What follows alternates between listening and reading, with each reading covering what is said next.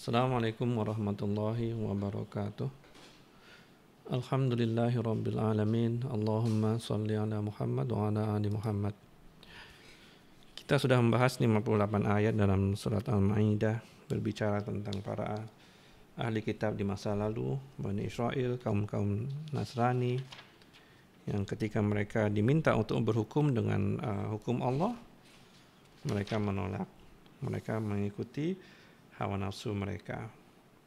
Kemudian Allah membuka lagi aib-aib Yahudi dan Nasrani dalam ayat yang akan disampaikan berikut ini. A'udzu billahi minasyaitonir rajim. Qul ya ahlal kitabi hal tanqimuna minna illa an amanna billahi wa ma unzila ilaina wa ma unzila min qablu wa anna aktsarakum fasiqun. Katakanlah, wahai ahli kitab, apakah kalian membenci kami karena kami beriman kepada Allah dan apa yang diturunkan kepada kami dan apa yang diturunkan dari sebelumnya, kitab-kitab kalian, Taurat, Injil, kami beriman kepadanya. Dan sungguh kebanyakan dari kalian adalah orang-orang yang fasik. Ini adalah statement yang disampaikan oleh dalam Quran setelah larangan untuk berteman akrab dengan para ahli kitab untuk memberi mudarat kepada muslim. Bayangkan, Nabi Muhammad SAW datang membenarkan apa yang ada dalam kitab mereka. Nabi Muhammad SAW ketika datang ke Madinah melihat ahli kitab, beliau besar harapannya para ahli kitab ini menerima. Sebab apa? Sebab mereka berasal dari akar yang sama. Allah mereka sama dengan Allah yang Nabi Muhammad sembah. Tetapi karena rasa dengki yang ada dalam hati mereka, mereka menolaknya. Walaupun sekali lagi orang Islam datang membenarkan apa yang ada dalam diri mereka, apa yang ada dalam kitab mereka, semuanya dibenarkan. Tetapi tetap mereka membenci sebenci-bencinya kepada orang Islam, melakukan plot, melakukan makar untuk menjatuhkan orang Islam. Dan sungguh kebanyakan dari orang-orang ahli kitab adalah orang-orang yang fasik. Ini merupakan kalimat yang tepat karena kebanyakan, bukan semuanya, masih ada Abdullah bin Salam, padri Yahudi yang paling pintar di Madinah, memeluk agama Islam.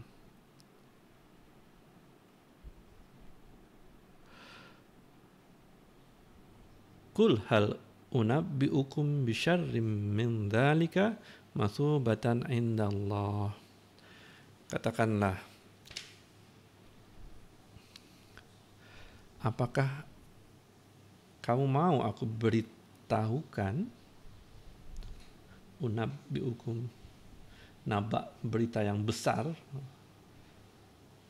hal yang lebih buruk dari yang demikian itu adalah pembalasan di sisi Allah. Orang Islam tidak membuat salah apa-apa kepada mereka, orang-orang Yahudi, tapi mereka sedemikian bencinya, mau membunuh Nabi. Maka katakanlah berita besar yang datang daripada Allah bahwa Allah melihat semuanya dan ada pembalasan untuk kalian di sisi Allah.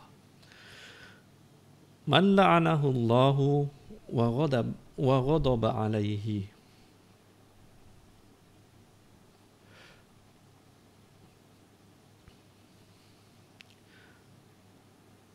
Orang yang dilaknat oleh Allah. Laknat adalah dijauhkan dari rahmat, dijauhkan dari kasih sayang. Nah, ghadaba, murka adalah level yang lebih buruk lagi daripada laknat kepadanya. Berupa apa? Wa ja'ala minhumul qiradata wal khanazira wa 'abadat taghut. Allah menjadikan di antara mereka kera, monyet. Mungkin kita melihat bahwa ada orang bisa berubah menjadi kera secara biologis, tidak mungkin. Tapi ini terjadi karena Allah yang memiliki semua hukum-hukum alam. Kita sudah dengar cerita tentang ahli sabat, ahli orang-orang Yahudi yang mengingkari, yang berbuat licik di hari Sabtu, mereka dirubah menjadi kera. Ketika mereka mengakali peraturan agamanya. Jadi pada waktu itu hari Sabtu adalah hari ibadah yang diwajibkan oleh Allah kepada orang Yahudi. Nah, mereka di hari Sabtu itu dilarang untuk bekerja, khusus buat ibadah aja. Tidak seperti saat ini, di mana orang Islam diberikan kesempatan, oke, kalian datang ke majelis Jumat, tapi kemudian setelah itu boleh bertebaran untuk mencari rezeki. Berbeda, dan di zaman itu mereka diminta untuk berfokus kepada ibadah. Nah, ujian Allah datang. Hidup pertama ini penuh dengan ujian. Penduduk yang tinggal di tepi pantai, ketika hari-hari biasa ikan itu nggak kelihatan dari pantai, susah untuk didapat.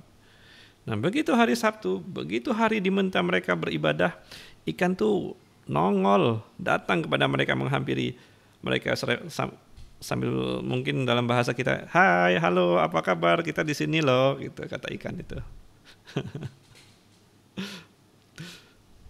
Nah, sehingga orang-orang Yahudi ini bersiasat, kita nggak boleh nih menangkap ikan di hari Sabtu. Gimana kalau kita pasang perangkap di hari Jumat, hari Sabtu kita beribadah, hari Minggu atau hari Ahad kita ambil hasil itu. Nah, sepintas tidak melanggar aturan agama, tapi itu melanggar. Itu yang menyebabkan mereka dihukum menjadi kera, binatang yang licik. Kemudian babi, tidak ada cerita yang bisa dijadikan landasan sejelas para ahli sabat yang menjadi kera, tapi babi adalah binatang yang sama sekali tidak punya rasa cemburu. Dan ketika pasangannya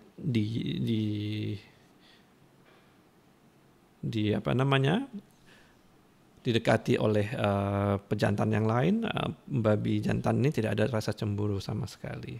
Nah, itulah mungkin kenapa mereka bisa dirubah menjadi babi. Dan menjadi kera dan menjadi babi tidak lebih dahsyat daripada orang yang Allah jadikan menyembah berhala.